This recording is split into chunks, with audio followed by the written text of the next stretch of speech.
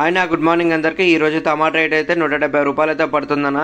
ఎంత ఉన్న క్వాలిటీ అయితే ఈ రోజు అయితే 150 170 లోపు అయితే వస్తుందన్న. ఇక బయట రైతుల కాడైతే బీరకాయ అయితే 30 రూపాయలు కేజీ అయితే పడుతుందన్న. లోపల అయితే కాకరకాయ అయితే 25 రూపాయలు అయితే చెప్తున్నారన్న. బ్యాగ్ అయితే 400 రూపాయలు చెప్తున్నారు. క్యాప్సికం అయితే 35 రూపాయలు చెప్తున్నారన్న. ఎన్ని కేజీలు ఉంటే అన్ని కేజీ అయితే వేసుకోవాలంట ఇదైతే. అలానే దొండకాయ అయితే 30 రూపాయలు అయితే కేజీ అయితే చెప్తున్నారు. చాలా అంటే చాలా బాగుంది గ్రీన్గా కలర్లో అయితే. అలానే మనకైతే ఇది సొరకాయ వచ్చేసి అయితే 10 రూపాయలు ఒకటైతే పడుతుందన్న. చాలా అంటే చాలా సొరకాయ అయింది మార్కెట్లో.